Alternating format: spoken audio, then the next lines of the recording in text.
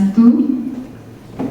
Yang terhormat Bapak Kepala SMK Negeri 3 Sukawati, Bapak Ibu Guru yang berkesempatan hadir hari ini yang saya hormati. Kali ini saya Dewa Yubadia Sarianti dan rekan saya Ani Putu Purnama Dewi akan mendiseminasi materi tentang penerapan budaya positif di sekolah. Jadi kami mohon Bapak Ibu untuk bersedia meluangkan waktunya. Semoga apa yang kami diseminasikan nanti bisa bermanfaat untuk kita semua. Untuk mempersingkat waktu, kegiatan diseminasi pertama akan kami serahkan pemaparan materinya untuk Ibu Purnama. Silakan.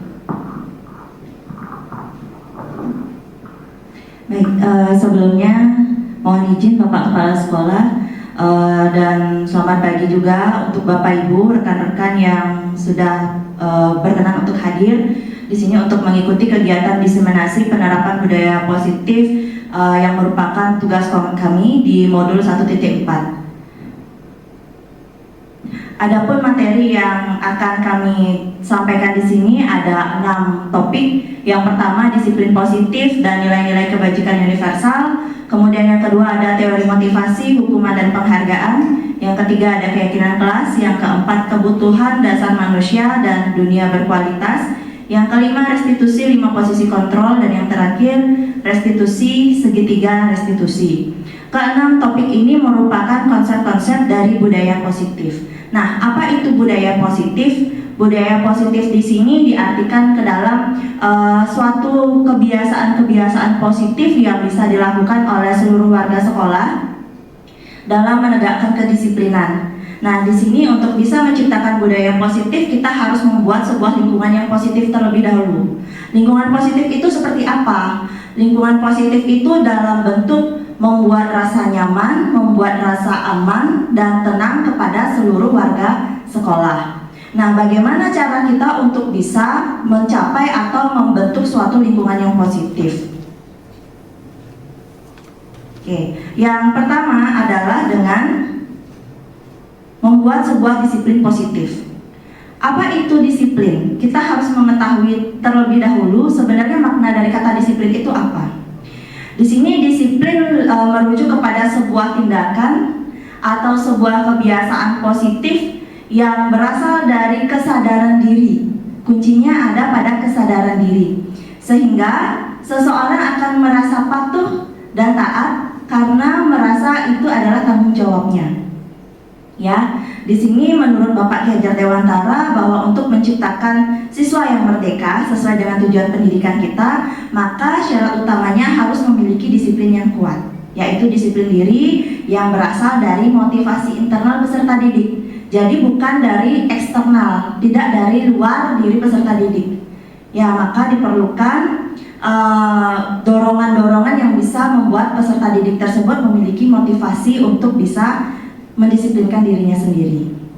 Nah, di sini disiplin positif ini berkonotasi dengan disiplin diri dari murid-murid yang dapat membuat murid tersebut bisa menggali potensinya atau kemampuan-kemampuan, minat dan bakatnya untuk mencapai sebuah tujuan sehingga seseorang itu merasa dihargai dan bermakna.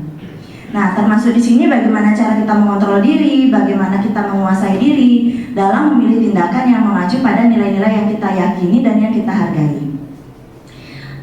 Biasanya untuk siswa atau peserta didik yang memiliki disiplin positif, nantinya mereka akan memiliki motivasi internal yang tinggi untuk dapat menguasai diri mereka, sehingga tindakan-tindakan mereka nanti akan mengacu atau merefleksikan diri mereka ke dalam nilai-nilai kebajikan yang universal. Nanti untuk nilai-nilai kebajikan universal akan kami bahas pada slide berikutnya. Seperti yang sudah disampaikan tadi, jadi tujuan positif disiplin positif ini adalah sebenarnya untuk menanamkan motivasi internal atau motivasi yang berasal dari diri peserta didik agar mereka bisa menjadi seseorang yang mereka inginkan dan bisa menghargai diri mereka sendiri sesuai dengan nilai-nilai yang mereka yakini atau percaya. Nah, berikut ini adalah penjelasan tentang nilai-nilai kebajikan universal. Apa itu nilai-nilai kebajikan yang universal? Jadi nilai-nilai kebajikan universal ini adalah sifat-sifat positif yang merupakan tujuan mulia yang ingin dicapai oleh setiap individu yang telah diyakini dan disepakati bersama. Dengan mengaitkan nilai-nilai kebajikan yang diyakini seseorang, maka motivasi intrinsiknya atau motivasi dalam dirinya akan terbangun sehingga menggerakkan motivasi dalam diri untuk dapat mencapai tujuan mulia yang diinginkan. Salah satu contoh dari nilai-nilai kebajikan universal atau nilai-nilai positif yang ingin kita capai adalah yaitu profil pelajar Pancasila. Jadi sebenarnya ada banyak sekali nilai-nilai kebajikan. Dan mungkin saja setiap instansi atau setiap lembaga memiliki nilai-nilai yang sama karena sifatnya universal. Seperti itu. Nah, berikut ini nilai-nilai kebajikan seperti yang Bapak Ibu bisa saksikan di slide, nilai-nilai kebajikan universal yang ingin kita capai yang terangkum dalam profil pelajar Pancasila. Jadi terdapat 6 dimensi. Yang pertama ada beriman bertakwa kepada Tuhan Yang Maha Esa dan berakhlak mulia. Kemudian berkebinekaan global, gotong royong, mandiri, bernalar kritis, dan kreatif. Jadi masing-masing dimensi ini sudah memiliki penjelasan-penjelasan nilai-nilai kebajikan apa yang ingin kita capai atau yang kita inginkan siswa atau peserta didik kita miliki. Baik, yang berikutnya tentang teori motivasi, hukuman, dan penghargaan. Jadi di sini ada 3 motivasi perilaku manusia menurut Diana, yaitu yang pertama untuk menghindari ketidaknyamanan atau hukuman, untuk mendapatkan imbalan atau penghargaan dari orang lain, dan yang ketiga untuk menjadi orang yang mereka inginkan dan menghargai diri sendiri dengan nilai-nilai yang mereka percaya. Saya ini Bapak Ibu sekarang melakukan refleksi. Semisal suatu hari Bapak Kepala Sekolah meminta Bapak Ibu untuk melakukan diklat atau mengikuti kegiatan diklat. Kira-kira motivasi apa yang mendasari tindakan Bapak Ibu untuk bisa mengikuti diklat tersebut? Dari ketiga motivasi ini, apa yang biasanya paling mendasari tindakan Bapak Ibu? Apakah untuk menghindari hukuman dari Bapak Kepala Sekolah atau teguran misalnya? Ataukah untuk mendapatkan imbalan atau pujian dari Bapak Kepala Sekolah misalnya, oh Bapak A sangat rajin, misalnya seperti itu? Atau yang ketiga, untuk menjadi orang yang Bapak Ibu inginkan karena Bapak Ibu percaya bahwa dengan mengikuti diklat akan meningkatkan kemampuan kita dan juga merupakan tanggung jawab kita sebagai pendidik. Kira-kira motivasi mana yang mendasari? Yang nomor 3. Oke. Mudah-mudahan ya yang nomor 3. Berarti kalau yang nomor 3 Bapak Ibu sudah memiliki motivasi intrinsik. Jadi motivasinya tidak karena orang lain atau faktor luar dari Bapak Ibu sendiri. Nah, di sini yang kita harapkan yang terjadi pada siswa atau peserta didik kita juga yang nomor 3. Ketika mereka melakukan pelanggaran, yang kita harapkan mereka mempunyai motivasi sendiri bahwa oh saya tahu saya tugasnya seperti ini, kewajiban saya seperti ini, berarti yang harus saya lakukan adalah begini. Bukan karena dia takut dihukum, bukan karena mereka takut nanti akan dipuji, oh kamu anak yang baik nak, tapi karena memang mereka menyadari bahwa tata tertib sekolah, apa yang harus mereka lakukan merupakan tanggung jawab mereka, seperti itu. Ya, ini yang saya sampaikan tadi. Jadi teori motivasi perilaku manusia itu yang pertama untuk menghindari hukuman merupakan motivasi eksternal. Begitu juga dengan untuk mendapatkan imbalan atau penghargaan dari orang lain juga termasuk motivasi yang eksternal. Sedangkan untuk yang menghargai diri sendiri karena menyadari nilai-nilai kebajikan yang ada dalam diri kita itu termasuk ke dalam motivasi internal. Ya, ini yang merupakan tujuan dari disiplin positif. Nah, kemudian hukuman dan penghargaan. Saya ingin Bapak Ibu coba menjawab. Kira-kira tindakan-tindakan berikut termasuk hukuman atau konsekuensi. Yang pertama, mencatat 100 kali dalam buku kalimat saya tidak akan terlambat lagi karena terlambat ke sekolah. Apakah menurut Bapak Ibu ini hukuman atau konsekuensi? Ya? Oke. Ini termasuk konsekuensi atau hukuman? Termasuk hukuman ya, karena tidak pada konteksnya dia harus mencatat, ya kan? Yang kedua, lari mengelilingi lapangan basket 2 kali karena terlambat hadir di sekolah, hukuman. Kecuali kalau dia dalam pelajaran olahraga, dia diminta untuk lari keliling lapangan, itu termasuk konsekuensi. Kemudian murid diminta untuk push up 15 kali karena tidak menggunakan masker ke sekolah. Hukuman. Menggantikan kertas tugas teman yang telah dicoret-coret. Konsekuensi. Kemudian membersihkan tumpahan air di meja tulis karena tersenggol pada saat belajar. Konsekuensi. Murid disuruh untuk mengenakan sepatu seharian di sekolah karena tidak mengenakan sepatu hitam.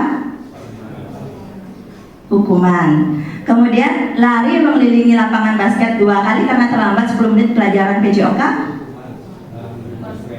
Konsekuensi, karena konteksnya ada pada pelajaran PJOK.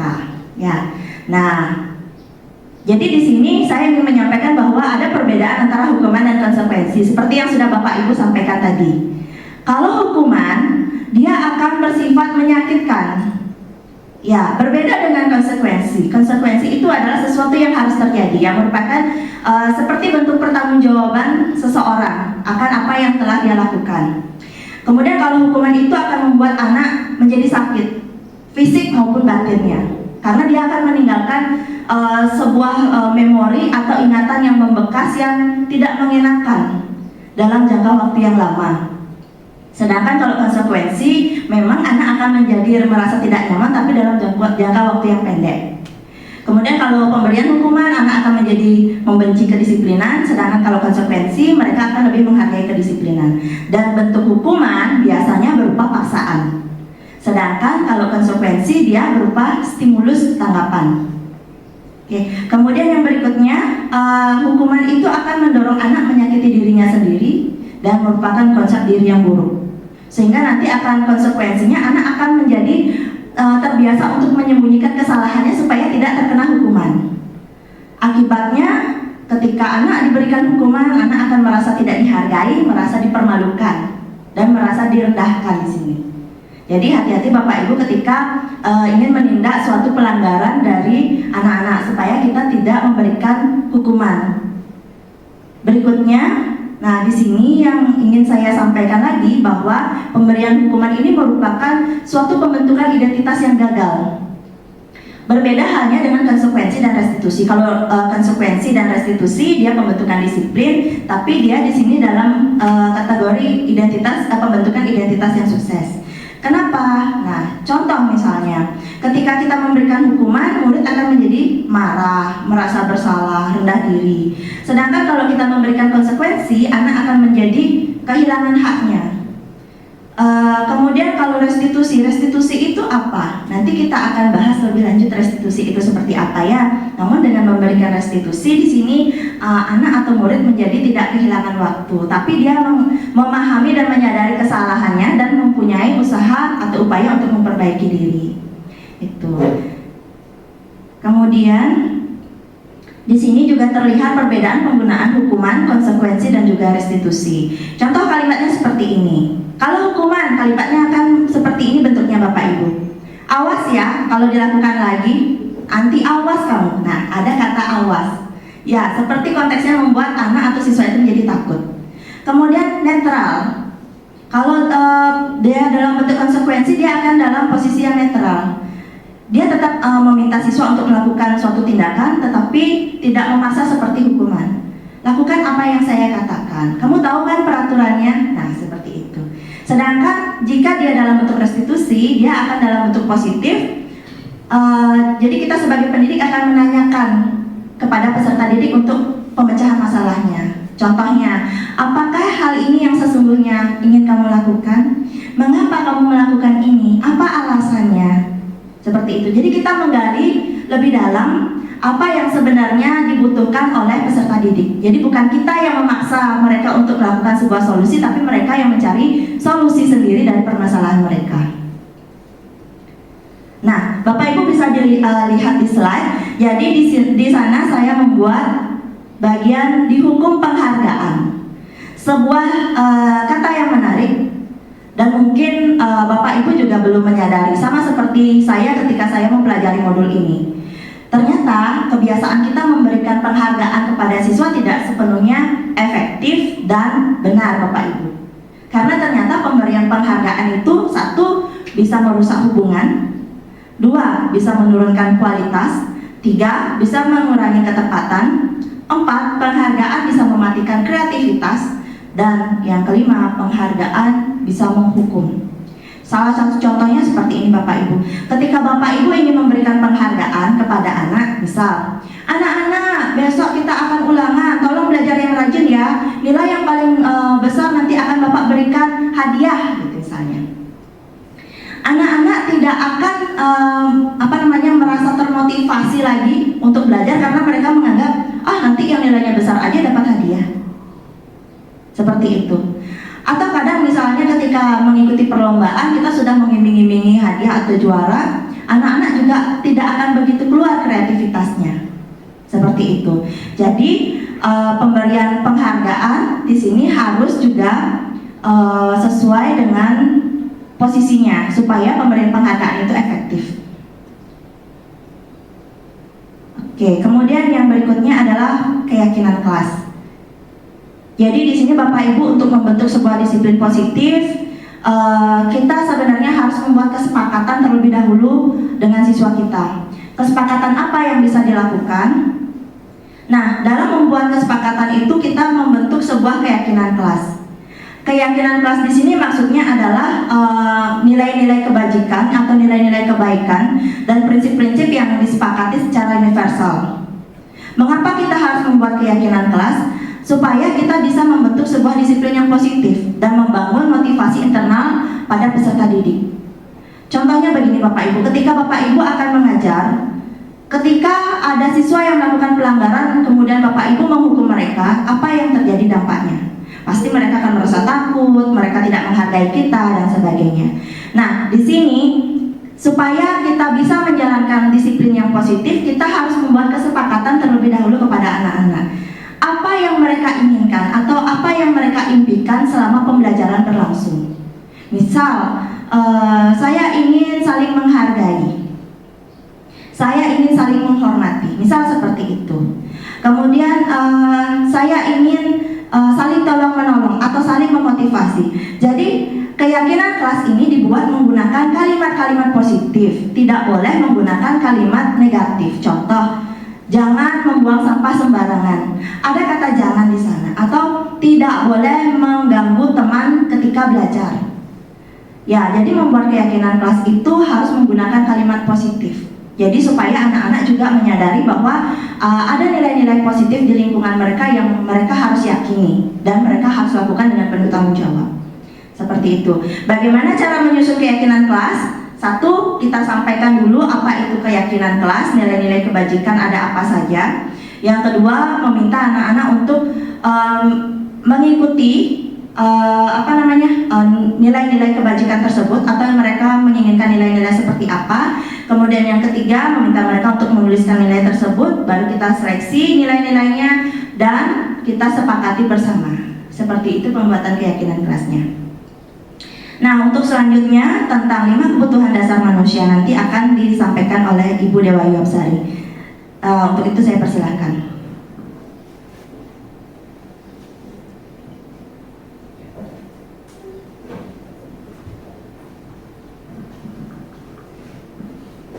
Baik, terima kasih. Untuk selanjutnya saya akan memaparkan tentang 5 kebutuhan dasar manusia.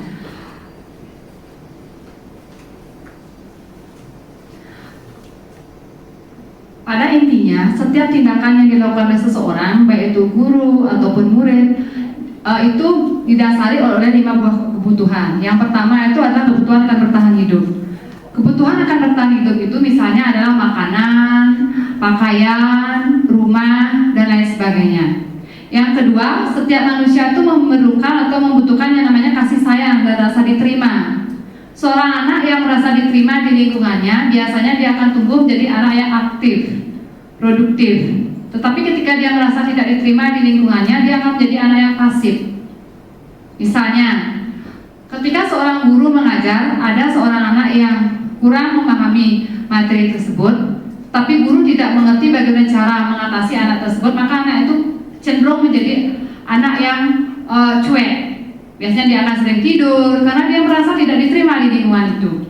Seperti itu. Kemudian yang ketiga adalah kebutuhan akan penguasaan. Kebutuhan akan penguasaan ini adalah biasanya didominasi oleh anak-anak yang memiliki kemampuan lebih, pintar. Seperti itu. Kemudian selanjutnya kebutuhan akan kebebasan. Pada umumnya setiap anak itu menginginkan kebebasan dari cara belajar yang dilakukan oleh guru. Artinya gini, guru itu tidak bisa hanya mengajar, hanya sekedar mencatat, menjelaskan. Perlu kita sharing, meminta pendapat daripada siswa, cara belajar yang bagaimana yang mereka inginkan, sehingga menimbulkan suatu pembelajaran yang inovatif dan interaktif. Selanjutnya yang kelima itu kebutuhan akan kesenangan. Pada intinya setiap orang pasti ingin memiliki kebahagiaan.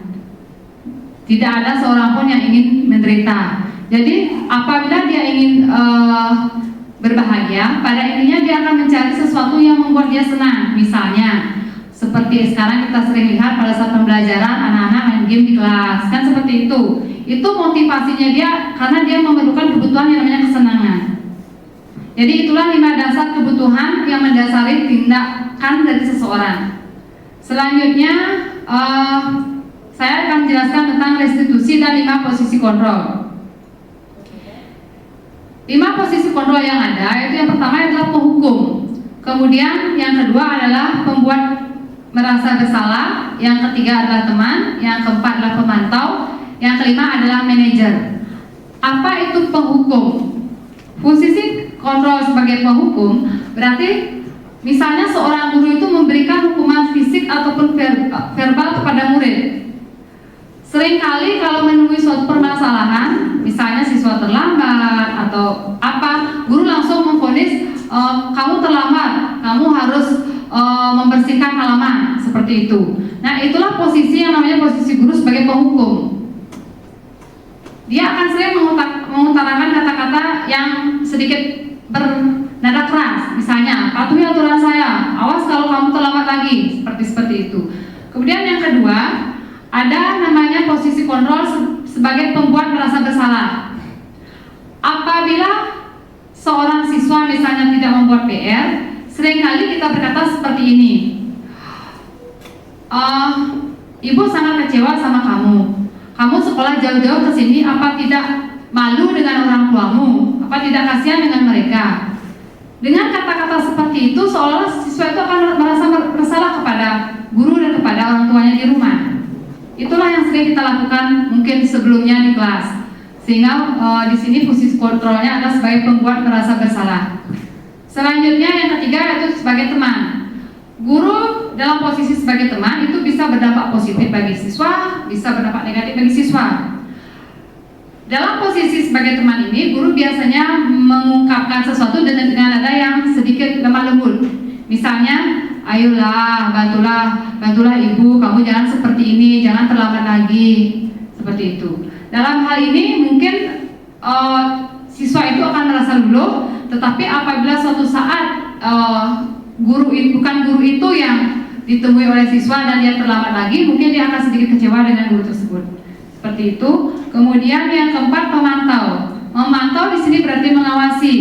Dalam hal ini biasanya guru akan memberikan cara dengan mengajukan pertanyaan yang sesuai dengan peraturan yang ada di sekolah tersebut. Misalnya siswa terlambat. Kok kamu terlambat? Kamu tahu kan peraturannya seperti apa? Nah, selalu mengkaitkan sesuatu dengan aturan yang ada atau keyakinan yang dengan apa yang mereka sudah tahu gitu, tata tertib. Kamu tahu kan tata tertib di sini seperti apa? Kenapa rambutmu bisa panjang? Ya, seperti itu. Kemudian yang kelima, posisi kontrolnya adalah sebagai manajer. Sebenarnya inilah yang diharapkan di dalam dunia pendidikan.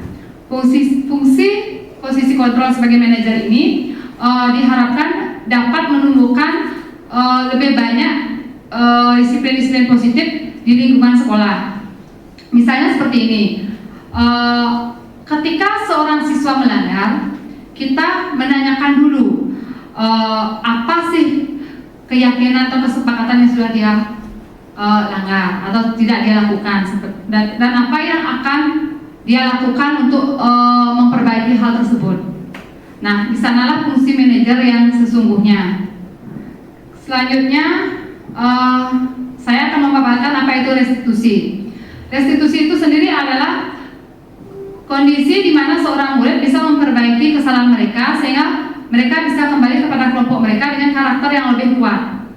Kemudian restitusi juga adalah proses kolaboratif yang mengajarkan murid untuk mencari solusi untuk masalah dan membantu murid berpikir tentang orang apa yang mereka inginkan dan bagaimana mereka harus memperlakukan orang lain. Di sini restitusi itu akan menguatkan murid itu sendiri, menguatkan disiplin mereka.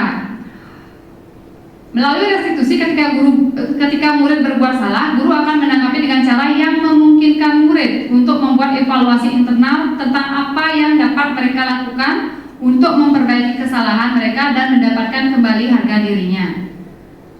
Selanjutnya, bagaimana dan apa ciri-ciri restitusi? Tadi kan Bapak Ibu sudah dijelaskan tentang apa bedanya hukuman, apa bedanya konsekuensi, kemudian di mana letak bedanya dengan restitusi. Restitusi ini bukan untuk menebus suatu kesalahan Bapak Ibu, namun untuk belajar dari kesalahan. Kemudian yang kedua, restitusi itu tujuannya memperbaiki hubungan. Kemudian restitusi ini adalah tawaran, pilihan, bukan paksaan. Kemudian restitusi ini menuntun untuk melihat ke dalam diri, introspeksi diri.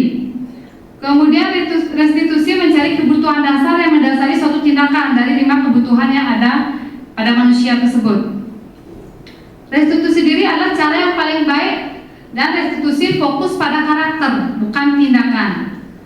Selanjutnya restitusi itu tujuannya sekali lagi adalah menguatkan, fokus pada solusi dan mengembalikan murid yang berbuat salah pada kelompoknya. Nah, restitusi segitiga restitusi ini yang seyogianya bisa kita terapkan dalam menangani setiap permasalahan yang ada di sekolah. Yang pertama, tahapan segitiga restitusi itu adalah menstabilkan identitas. Menstabilkan identitas di sini biasanya guru pada tahap ini mengucapkan kalimat-kalimat seperti ini. Tidak apa-apa nak, semua pernah berbuat salah. Kemudian ada juga kalimat Ibu yakin kita akan bisa menyelesaikan permasalahan ini. Atau mungkin kalimat tidak ada manusia yang sempurna. Kemudian selanjutnya sisi yang kedua yaitu memvalidasi tindakan yang salah. Pada tahap ini biasanya kita ingin mencari dalam diri siswa itu apakah dia sadar bahwa perbuatannya dia salah. Misalnya seperti ini, kamu pasti punya alasan mengapa melakukan hal tersebut. Kemudian ada kalimat, padahal kamu bisa melakukan yang lebih baik dari ini. Apakah ada mungkin yang keliru seperti itu. Kemudian tahap yang ketiga adalah menanyakan keyakinan. Pada tahap ini kita akan menghubungkan apa yang sudah mereka yakini sebelumnya dan apa yang belum mereka laksanakan dari keyakinan tersebut. Artinya apa yang bertolak belakang dengan keyakinan yang sudah mereka sepakati. Dengan menerapkan sisi segitiga restitusi ini, permasalahan itu akan bisa diatasi dan siswa akan lebih kuat dan lebih termotivasi untuk melaksanakan segala sesuatu dari dirinya sendiri. Berikut kami tampilkan contoh penanganan siswa dengan menggunakan segitiga restitusi.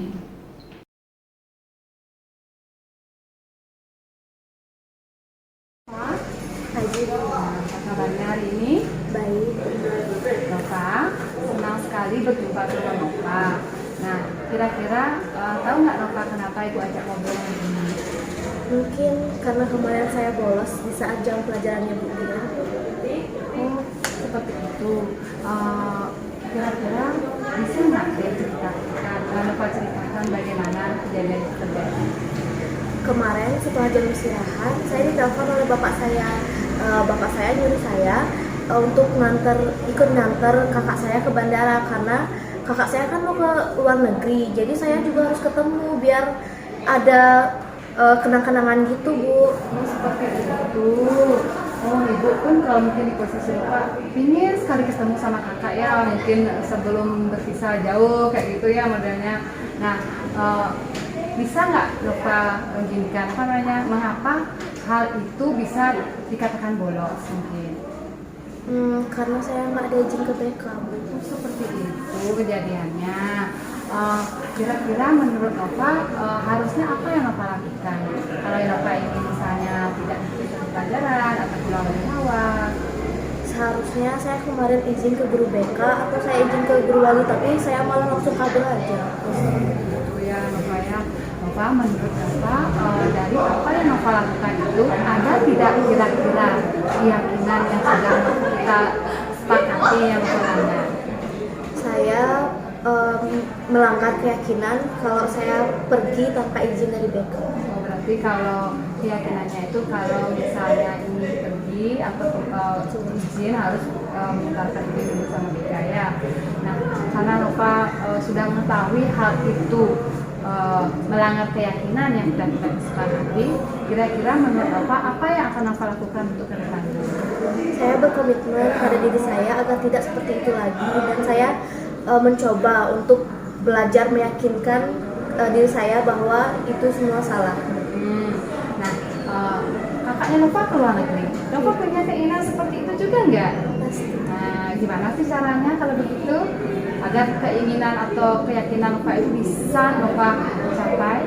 Saya harus rajin belajar seperti itu. Terus Nova sudah menjalani hal itu, Nova juga sudah mengetahui mana hal yang baik dan mana hal yang kurang baik. Ibu sangat berharap Nova kedepannya bisa selalu menjaga komitmen ini ya. Baik Nova, Ibu yakin Nova akan jadi orang yang sukses. Jadi untuk hal-hal yang sudah kita yakini bersama, Ibu sangat berharap kita bisa laksanakan secara benar. Terima kasih Nova. Nova sekarang bisa kembali belajar di kelas, mengikuti pelajaran, menjadi anak yang baik, menjadi anak yang istilahnya bagaimana ya, meyakini bahwa apa yang sudah kita nantinya anggap itu benar, itu akan membuat kita sukses nantinya. Terima kasih Nova.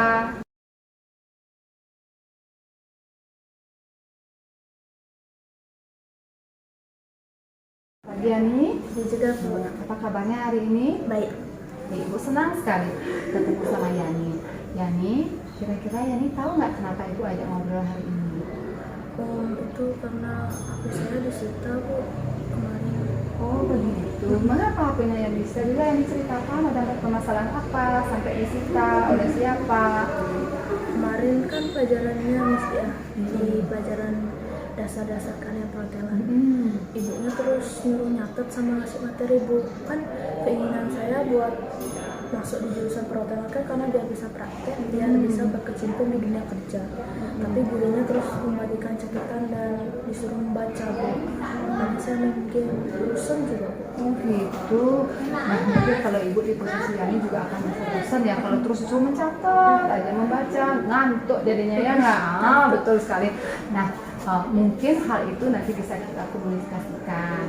Tapi kalau menurut Yani, tindakan yang Yani lakukan dengan main game di kelas pada saat pelajarannya Ibu ya itu kira-kira benar apa salah?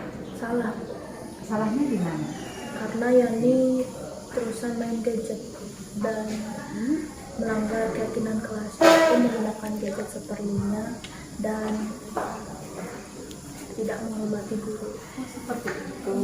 Nah berarti karena Yani sudah tahu di mana kesalahan atau yang hal-hal yang Yani yakini harusnya Yani lakukan itu Yani langgar, kira-kira kedepannya Yani mau seperti apa?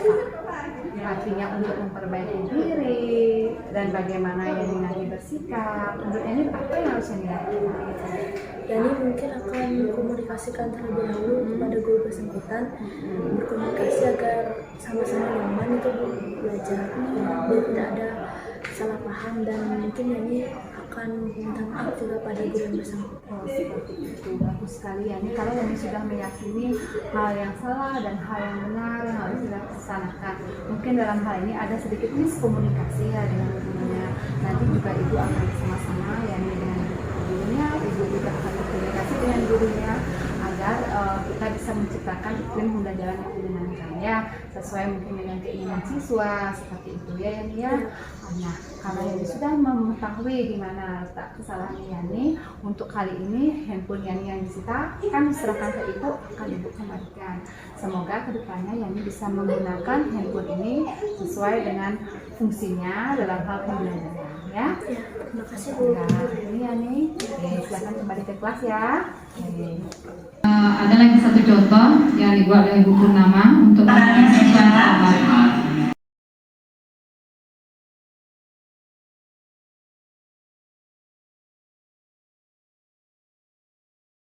Ya, tadi Miss dapat laporan dari guru BK katanya kalian habis bertengkar. Apakah benar? Nah, Miss. Oke, bisa diceritakan apa permasalahannya? Ini Miss, dia nyontek pekerjaan saya, Miss. Oh, ada PR, ada tugas hari ini. Ya, Baik, apakah Gus Panji benar mencontek pekerjaannya Indra? Benar Bu, tapi kan dikit aja Bu. Kenapa alasannya Gus Panji kenapa mencontek pekerjaannya Indra? Karena saya belum buat. Oke. Lalu Indra setelah Gus Panji tadi mencontek pekerjaannya Indra, bagaimana dan apa yang Indra lakukan terhadap Gus Panji? saya mengelak, Bu. Mengelak. Itu dia melawan, maksa dia agar dapat nyontek, Kemudian, berantem tadi. oh begitu. Apakah benar seperti itu? Ya Bu, dia nggak ngasih kontak Bu. Oke, nanti disuruskan di sini. Berarti Gus Panji tidak membuat tugas, lalu ingin meminjam pekerjaannya Indra. Ya, tapi Indra tidak mengizinkan. Apakah benar seperti itu? Ya Bu. Ya. Lalu karena Indra tidak mengizinkan, akhirnya Gus Panji memaksa dan melakukan ada memukul tadi. Enggak, cuma memaksa buku saja, mengambil buku saja. Oh begitu. Kalau Indra tadi hanya menarik buku saja, berarti ya supaya tidak dicontek oleh Gus Panji. Ya, satu sisi ya, Miss merasakan juga bagaimana perasaannya Indra. Kalau Gus Panji di posisi Indra, kita sudah belajar buat dari pagi sampai malam. Tahu-tahu ternyata ada teman yang mau mengambil pekerjaan kita, kan ada rasa kesal, rasa tidak terima. Miss menyadari juga bagaimana perasaannya Indra karena dia sudah berusaha. Nah, Gus Panji di sini, kalau memang Gus Panji merasa belum membuat, bisa minta baik-baik, ya tanyakan apakah boleh saya meminjam. Tapi alangkah baiknya kalau Gus Panji mau belajar dulu buat sendiri, jangan langsung nyontek pekerjaan teman ya. Jadi kita bisa belajar bagaimana sebenarnya tugas yang diberikan. Kalau kita asal nyontek kan kita tidak belajar, tidak dapat ilmu jadinya dari apa yang sudah diberikan dulu. Ya Gus Panji, tindakannya Gus Indra dengan marah dan juga dengan kekeh dengan pendiriannya Gus Indra tidak memberikan tugas itu sudah sesuai dengan keyakinan kelas kita? Belum, karena tidak mengerjakan tugas ya pada waktunya. Nah, sekarang misalnya kalau sudah tadi kalian merasakan belum masing-masing, apakah kalian tahu keyakinan kelas apa yang kalian langgar? Kalau dari Gus Indra sendiri, dari Indra sendiri, Tahu Miss. Oh, saya marah-marah. Miss. ya, tidak menghormati temannya. Kalau dari Gus Panji, Saya tidak membuat pekerjaan rumah. tidak membuat tugas tepat waktu ya. Apakah penting keyakinan kelas tadi? Menghormati, kemudian membuat tugas tepat waktu. Penting. Kalau Gus Panji gimana?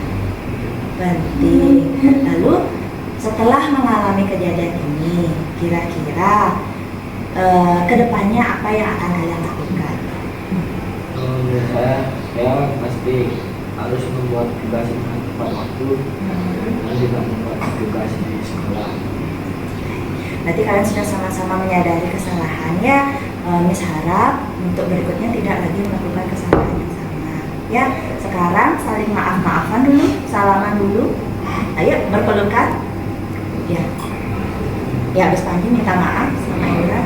Ya, untuk berikutnya karena kalian sudah menyadari kesalahan, jangan melakukan kesalahan ini lagi di kelas ya. Harus buat tugas tepat waktu, harus bicara pelan-pelan dan menyampaikan dengan sopan. Kalau memang masih dipaksa, selesaikan dengan baik-baik, jangan pakai kekerasan. ya. Silahkan anak-anak kembali ke kelas. Kalian bisa lanjutkan pelajarannya.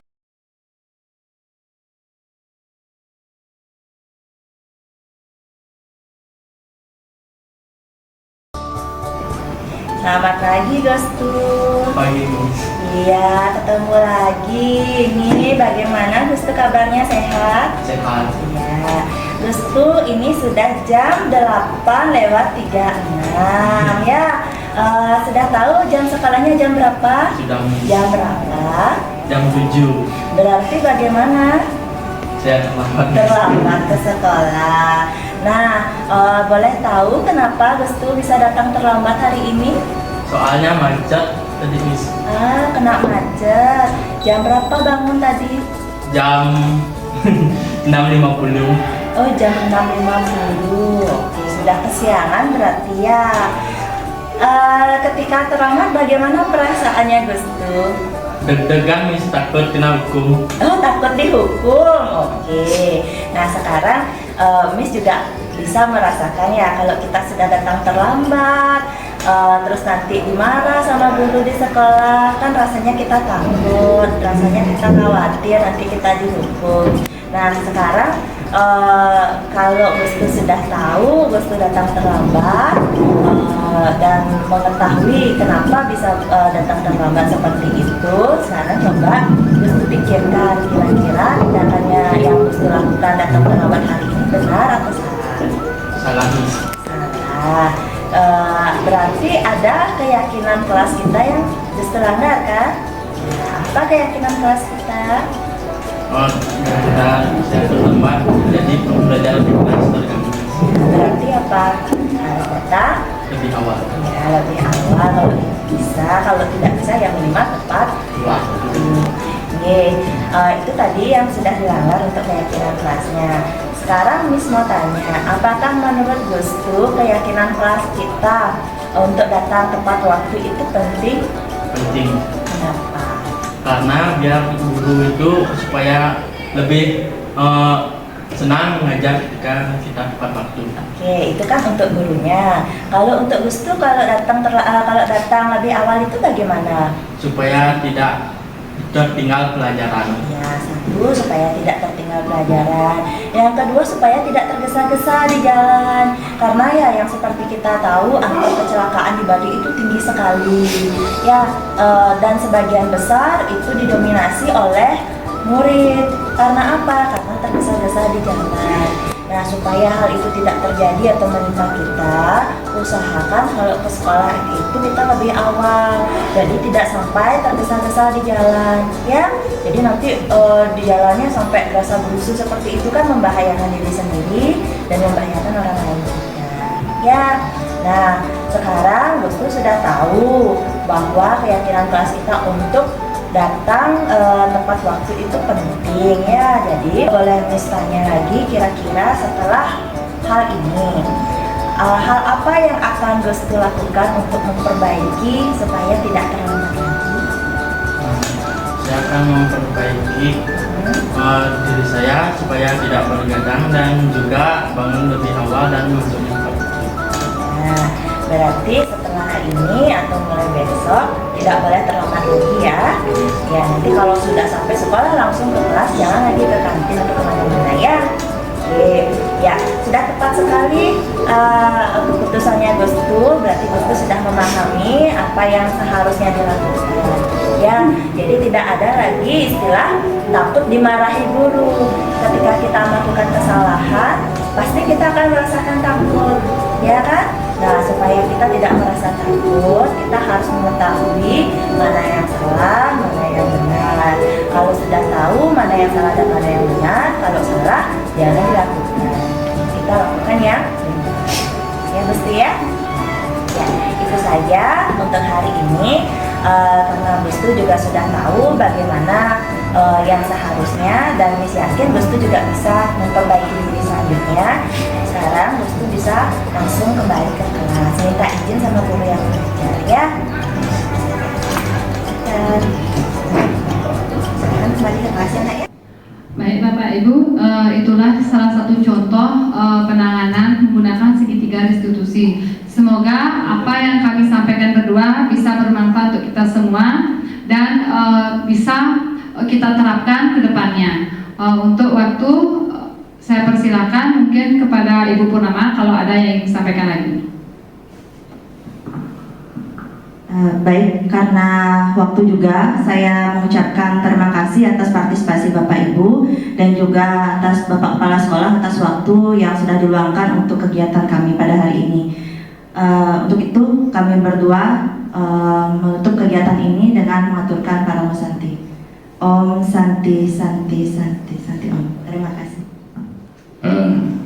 Mohon perhatian sebentar Bapak dan Ibu, terutama untuk penyaji, guru penggerak dari SMK Negeri 3 Sukawati, yang mana Ibu Doayu dan Ibu Purnama merupakan dua orang guru kita yang lolos di penggerak IGG angkatan 9/8. Nah sehingga kegiatan ini mungkin akan berlangsung lagi Bu Era dan Bu Mangku. Nah sehingga diseminasi atau kegiatan ini tujuannya adalah yang perlu Pak garis bawahi adalah bukan menggurui Bapak dan Ibu. Nah disinilah berbagi praktek baik, karena sesungguhnya kita sesama guru sudah mengetahui itu dan bahkan sudah menjalani, tapi dengan kurikulum merdeka ini dipertajam lagi gitu.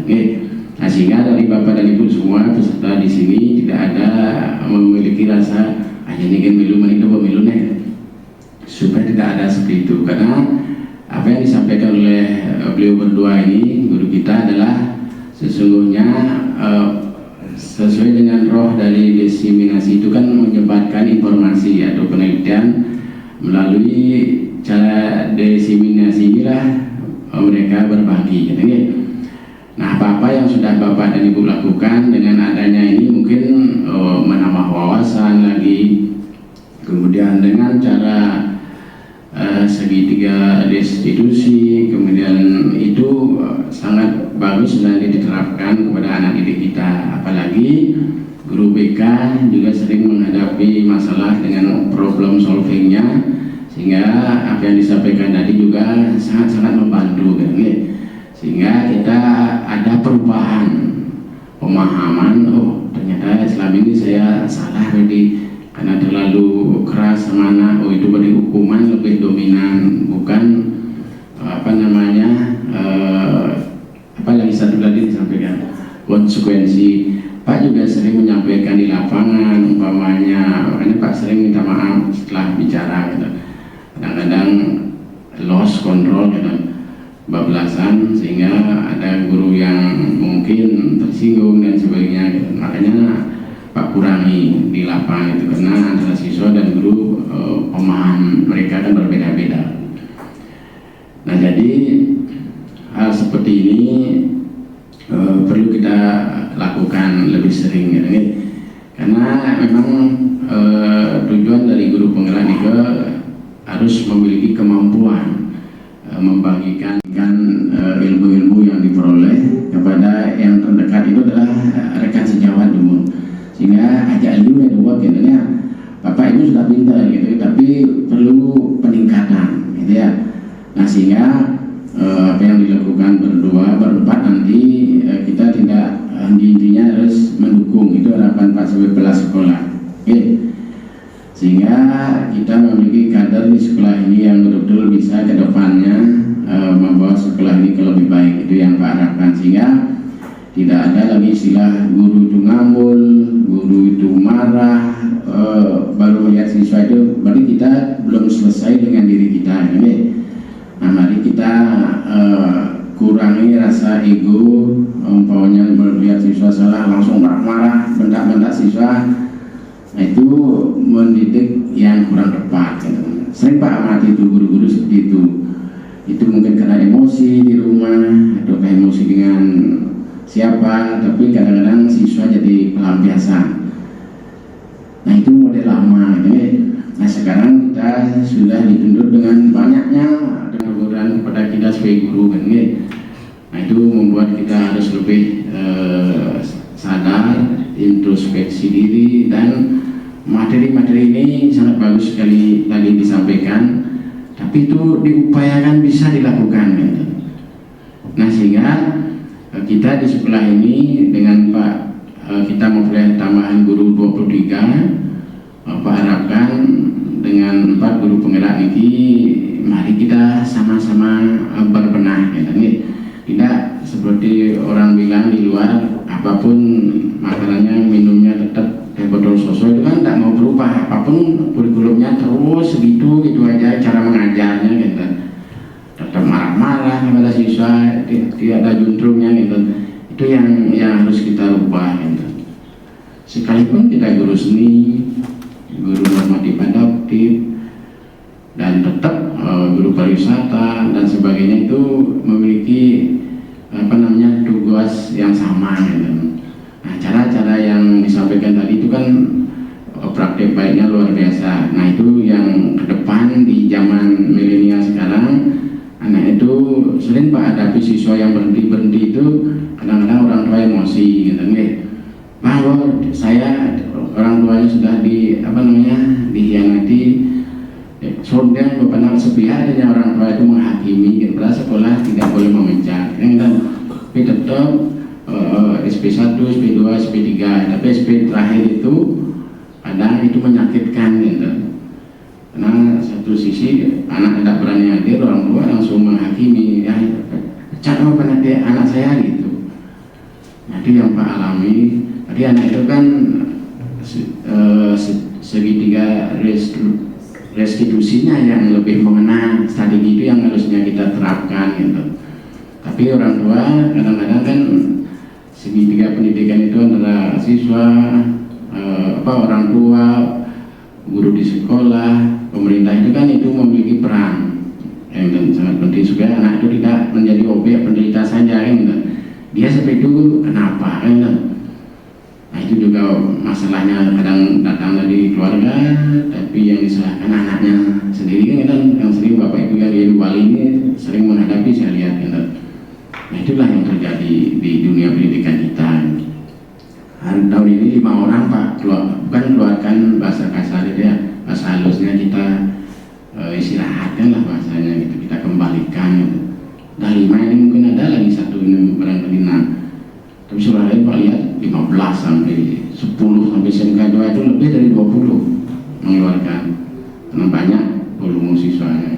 Oke, baik Ibu Bapak semua yang saya hormati, terutama guru penggerak yang sudah menyampaikan materinya, apa yang disampaikan tadi sangat-sangat berguna bagi kita semua itu ya. Nah itu tinggal kita penerapan, jangan sampai apa yang disampaikan itu sedikit pun tidak ada ngaruh, itu yang tidak berhasil namanya. Kita sih berharap Pak sebagai sekolah itu hal baik, itu praktek baik itu yang perlu kita cermati, sikapi gitu. Nah itu sudah melalui proses penelitian gitu.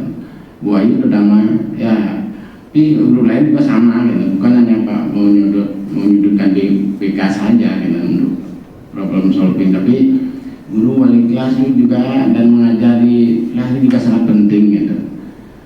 Nah itu nih ya Bu, sekarang mungkin budaya di Jakarta seperti apa, di Bali seperti apa, nah itu perlu Ibu Sekar banyak-banyak menyesuaikan diri gitu. Juga tanya kepada di sebelahnya itu Mas Luki ya.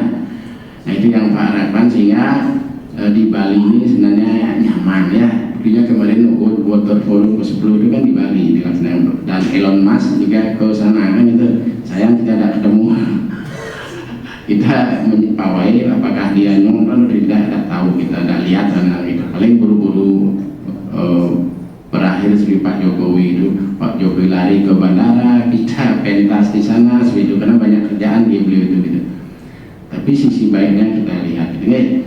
Baik Bu Ayu, Bu Purnama, Pak sangat apresiasi apa yang dilakukan, dan aplaus dulu buat rekan kita ya, Bapak Ibu semua semangat untuk penyemangat. Nah Baik, Pak akan izin janji ada tamu jam 9 dan acara tadi sudah ditutup. Pak juga tidak tutup lagi. Oke, terima kasih atas perhatiannya semua.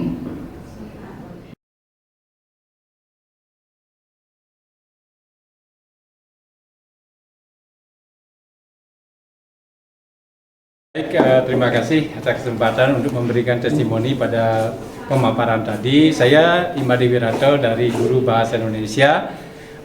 Adapun yang terkesan tadi, ya, yang ketika saya menerima pemaparan tadi, itu sebelumnya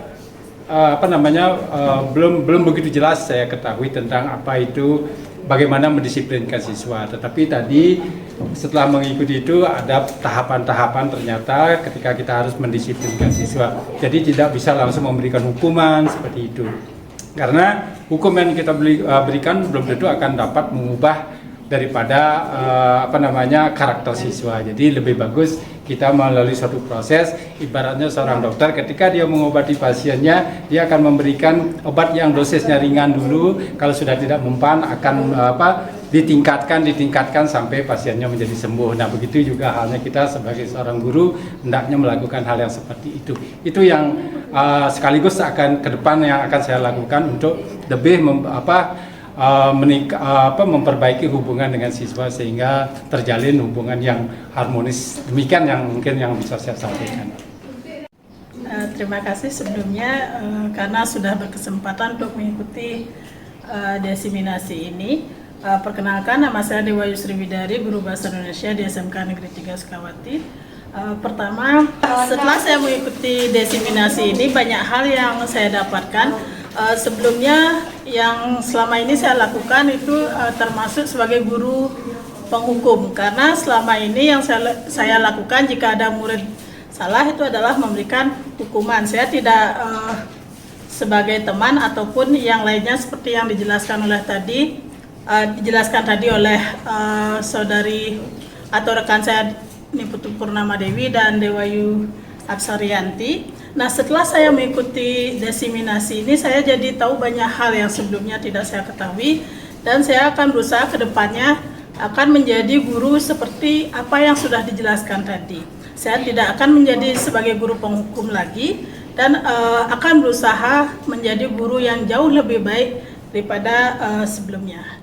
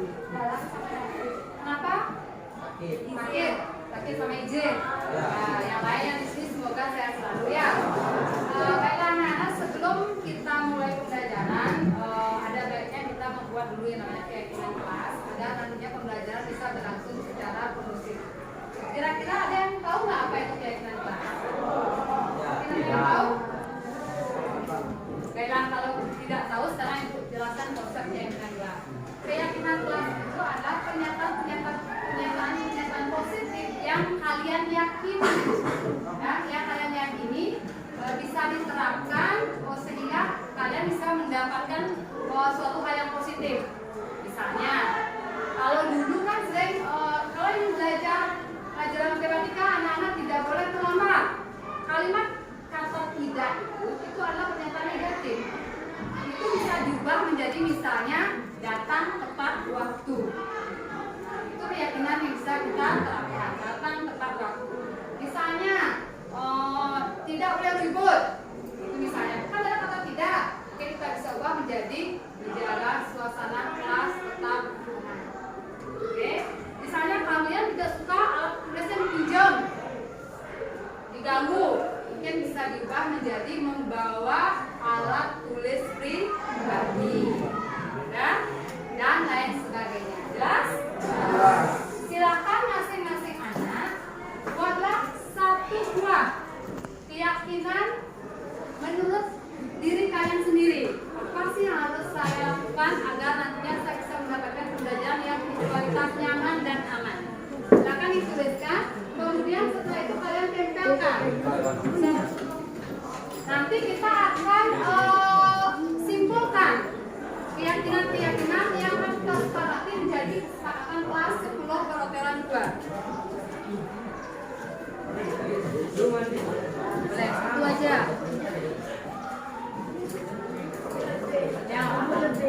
Jangan mau nggak mau nempel.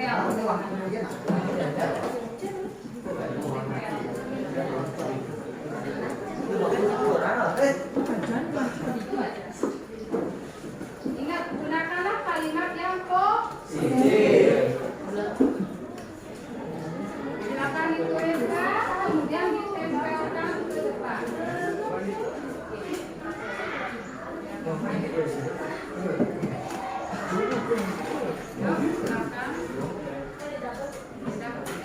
Yang sudah boleh langsung menempelkan ke depan. Silakan ditempelkan ke depan.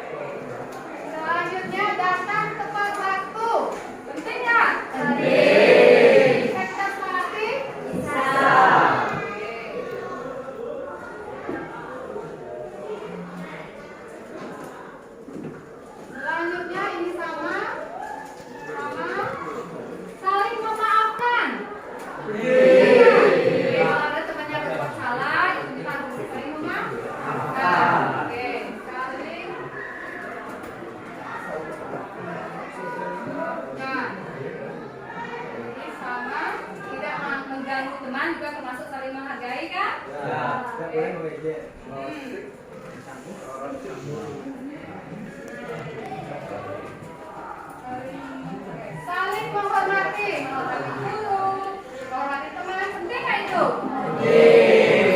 Saling menghormati.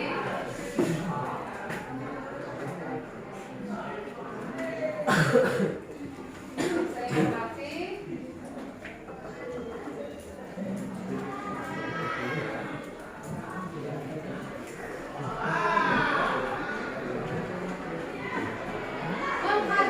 keputusan bersama. Berarti nanti tidak boleh mengatakan keputusan itu hanya dari satu pihak. Menghormati keputusan bersama.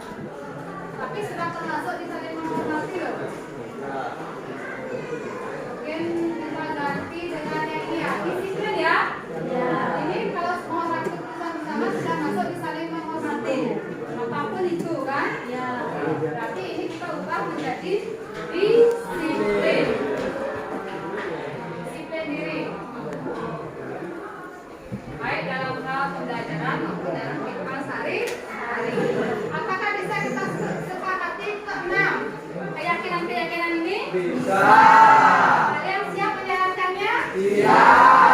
Baik, terima kasih. Nah, untuk itu Ibu sangat menghargai apa yang sudah kalian lakukan. Ibu berharap kita bersama-sama bisa melaksanakannya dengan baik ya. Oke. Terima kasih. Kita akan lanjutkan ke pembelajaran. Materi hari ini yaitu tentang persamaan linear.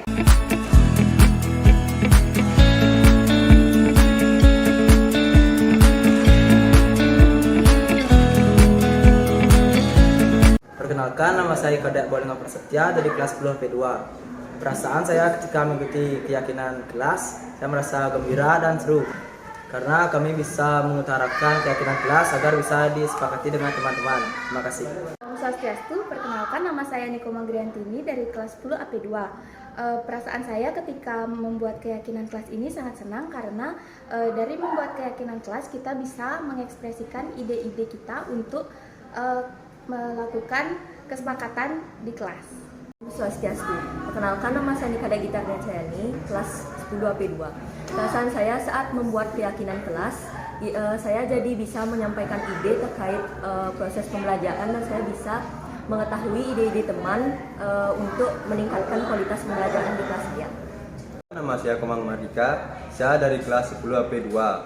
Perasaan saya saat membuat keyakinan kelas yaitu sangat bahagia karena saya bisa saling berbagi pendapat antara teman kelas lainnya.